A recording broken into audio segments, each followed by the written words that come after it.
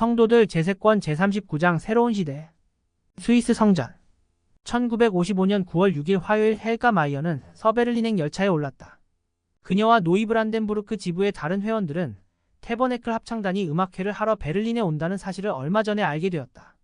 테버네클 합창단은 스위스 성전 헌납을 앞두고 8월 중순부터 유럽을 순회하며 글래스고에서 코펜하겐에 이르기까지 여러 도시에서 공연을 선보이고 있었다. 60년 전 시카고 세계 박람회 공연 이후로 이번 순회 공연은 합창단에게 가장 중요한 행보였다. 음악회에 참석한 많은 사람들에게는 합창단의 노래를 듣는 것이 일생에 다시 오기 어려운 놀라운 경험이었다. 350명이 넘는 합창 단원들을 바다 건너로 보낸다는 것은 오랫동안 실행 불가능한 일로 여겨졌지만 데이비드 오메케이 회장은 합창단이 북미 너머로 모험을 떠날 때라고 믿었다. 순회 공연 계획이 발표되었을 때 맥케이 회장은 이렇게 말했다. 테버네클 합창단만큼 선교 사업에 강한 영향을 미칠 수 있는 것은 없습니다. 순회에서 했던 모든 공연이 많은 노력과 준비, 기도의 결과물이었지만 서베를린에서는 합창단이 특히나 돋보였다.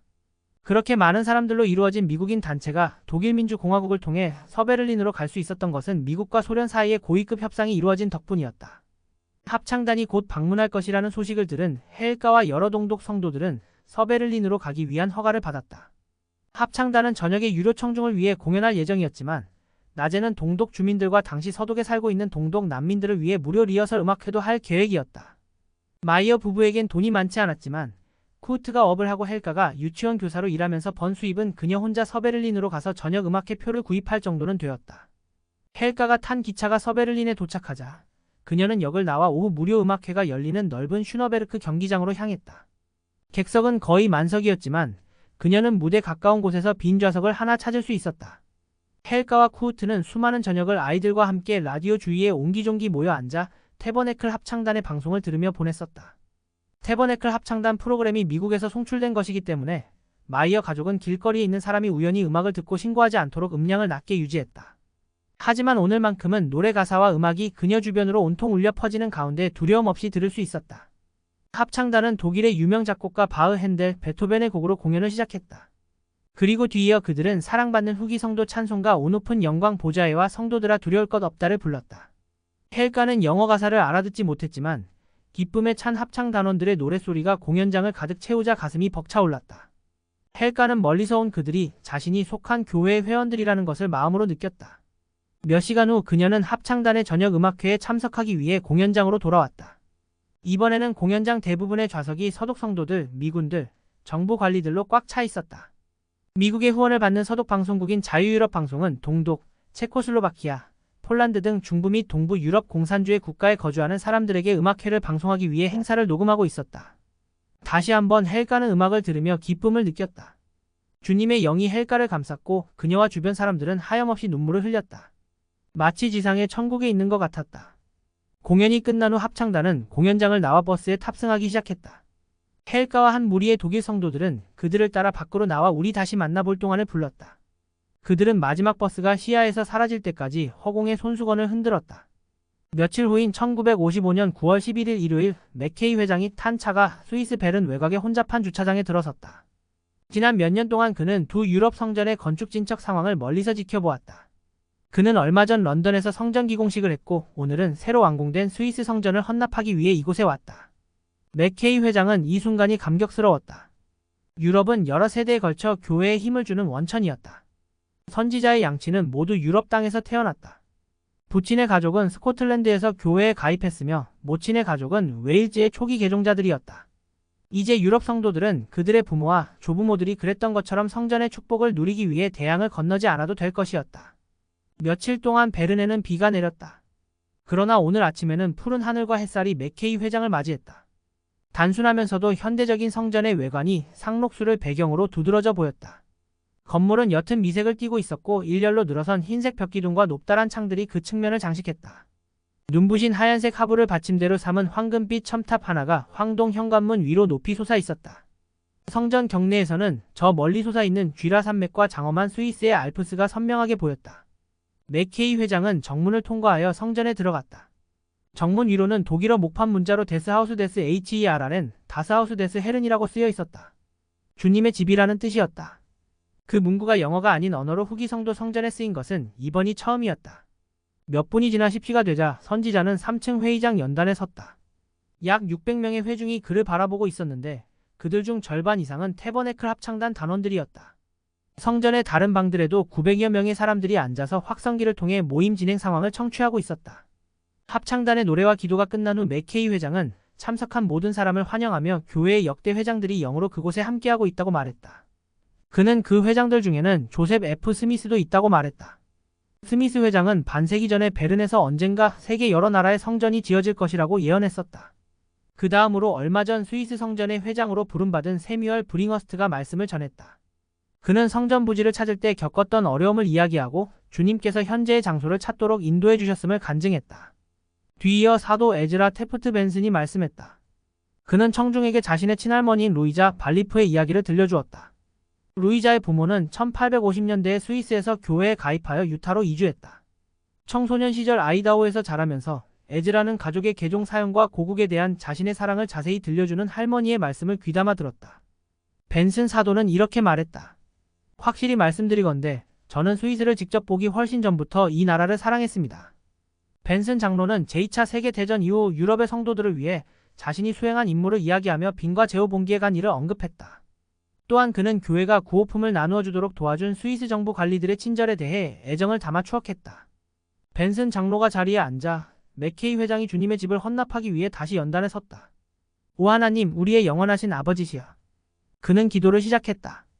교회가 유럽에서 건립한 첫 성전을 완공하고 헌납하는 이 성스러운 자리에서 저희는 당신께 저희의 마음을 바치고 찬양과 감사의 목소리를 높이나이다.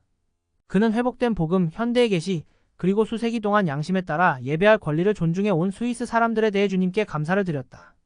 기도하는 동안 선지자는 당시 예수 그리스도의 복음이 전파될 수 없는 땅에 사는 사람들의 불신앙 때문에 마음이 무거운 듯했다. 그는 이렇게 간청했다. 여러 나라의 지도자들을 축복하셔서 그들의 마음이 편견과 의심과 탐욕에서 벗어나 평화와 의로움에 대한 갈망으로 가득 차게 하옵소서. 맥케이 회장은 호산나 제창으로 회중을 이끌며 오전 헌납식 모임을 마쳤다. 헌납식 중에 그는 젊은 소프라노 이완 하브레이트에게 태버네클 합창단과 함께 서서 노래를 불러달라고 부탁했다. 그녀의 친할머니는 독일 태생으로 신시내티 지부의 초기 회원이었다. 유럽에서 공연을 하는 곳마다 이완과 합창단은 큰 갈채를 받았었다. 그러나 이 다스하우스 데스 헤른 데스 하우스 데스 HERRN, 즉 주님의 집에서는 헌납식에 어울리는 평화롭고 경건한 분위기가 감돌았다. 이 집을 축복하소서. 그녀는 노래했다. 여기 계신 분들을 축복하소서. 그들을 죄 없이 순결하게 지켜주소서. 우리 모두를 축복하사 주님, 당신과 함께 살기에 합당하게 하소서. 그 다음 주 목요일 잔 샤리는 9차례의 헌납식 중 마지막 모임에 참석하기 위해 스위스 성전에 들어갔다. 리옹과 클레어 파지이를 포함한 프랑스 선교부의 동료 성도들과 함께 잔은 곧 영원한 성약을 맺게 될 유럽인의 한 사람으로서 주님의 집에 있게 된 영광을 누렸다.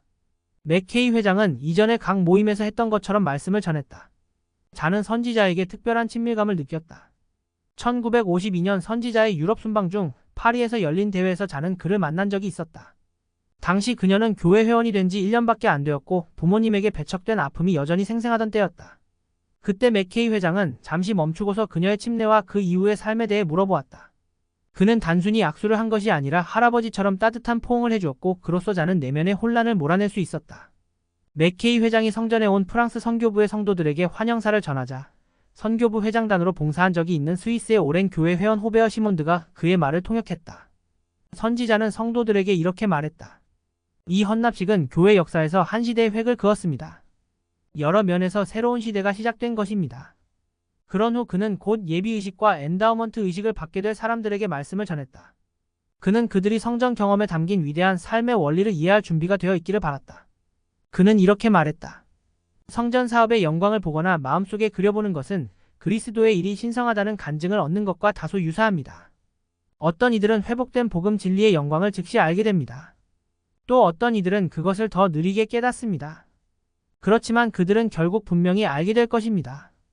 스위스 성전의 첫 엔다우먼트 의식은 그 다음 주에 시작될 예정이었다.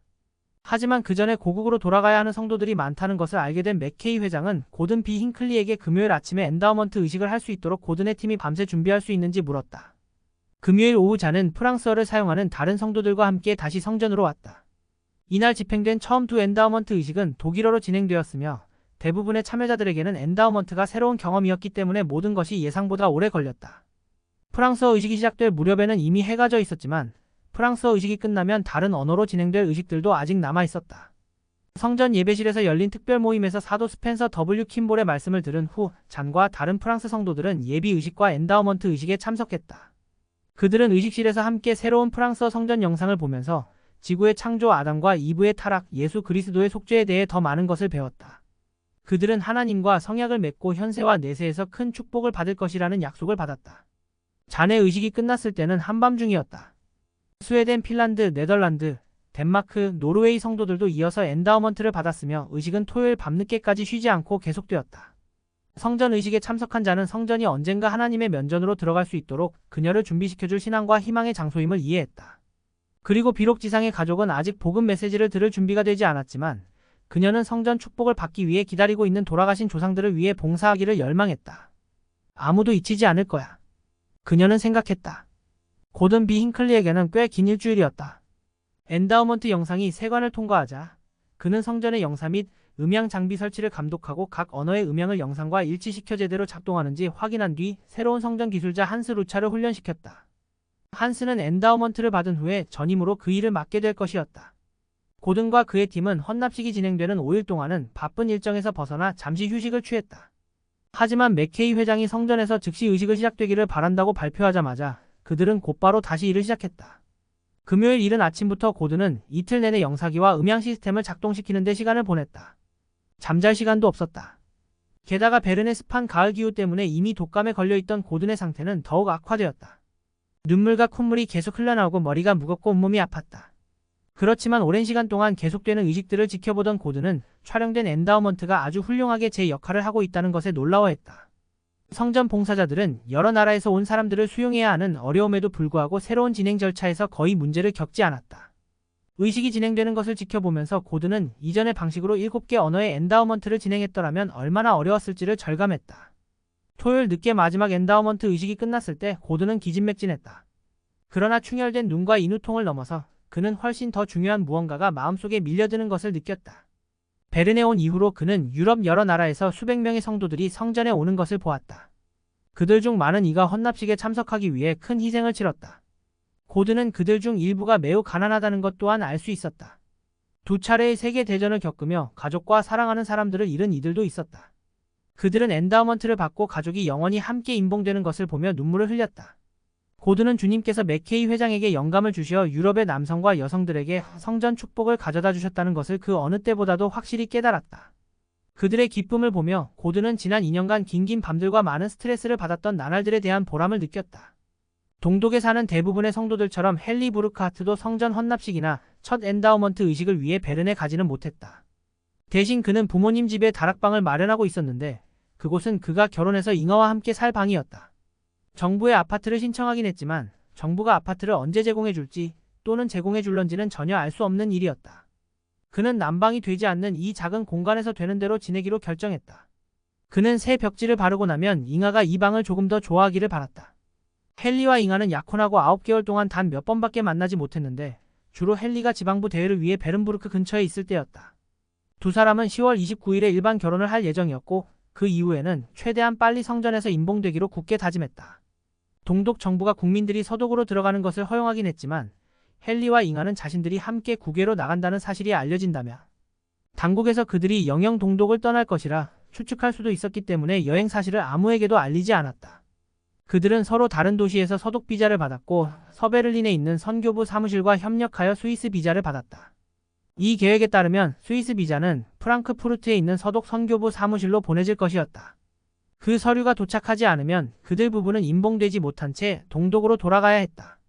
베른부르크에서 결혼식을 올린 다음날 헨리와 잉아는 무사히 서독으로 떠났고 스위스 비자가 이미 도착해 있음을 알게 되었다. 그들은 곧 베른행 왕복 기차표를 구입하고 서독에서 친구들과 함께 얼마간의 시간을 보냈다. 그들이 가는 곳마다 사람들은 예의 바르고 친절했다. 그들은 아무런 제약 없이 자유롭게 돌아다니는 것이 얼마나 멋진 일인지에 감탄했다. 헨리와 잉아는 11월 4일 저녁에 베른에 도착했고 이 여행을 위해 모은 돈의 나머지를 기차역 근처의 작은 방을 빌리는 데 썼다. 이튿날 아침 이 부부는 성전문으로 향하는 계단을 올라 주님의 집으로 들어갔다. 곧 그들은 성전의 엔다우먼트실에 앉아 의식을 받았으며 그들 앞에 있는 화면에서는 독일어 영상이 깜박거리며 상영되었다. 의식이 끝난 후 그들은 임봉실로 들어가 제단을 사이에 두고 서로 마주보며 무릎을 꿇었다. 그들은 임봉 성약을 맺은 이들에게 주어진 영광스러운 약속들을 알게 되었다. 그런 다음 그들은 영원히 함께 결합되었다. 헨리는 회상했다. 이제 영원히 서로의 배우자가 되었으니 이 얼마나 아름다운 일인가. 많은 축복과 함께 얼마나 큰 책임이 우리에게 주어졌는가. 다음날 저녁 헨리와 잉하는 동독에 있는 자신들의 다락방으로 돌아가기 위해 기차역으로 걸어갔다. 그들은 원하지 않으면 동독으로 돌아가지 않아도 된다는 것을 알고 있었다. 그들에게는 서독에 머물도록 도와줄 친구들도 있었다. 심지어 다른 많은 유럽 성도들이 그랬던 것처럼 미국 이민을 시도해 볼 수도 있었다. 하지만 두 사람은 조국을 떠나고 싶지 않았다. 동독에서 사는 것이 늘 쉬운 일만은 아니었지만 그곳에는 그들의 가족이 있었고 하나님께서 그들에게 시키실 일 또한 있었다. 곧 기차가 왔고 그들은 기차에 올랐다. 스위스를 떠나는 이 두 사람은 이제 언제 성전에 다시 올 수 있을지 혹은 다시 올 수나 있을지 전혀 알 수 없었다. 그러나 그들은 그들의 미래를 인도하실 하나님을 신뢰했다. 현세와 영원을 위해 임봉된 그들은 그 어느 때보다도 그분을 섬기는 데 전념했다. 그리고 그들은 그분이 결코 자신들을 떠나지 않으리라는 것을 알았다.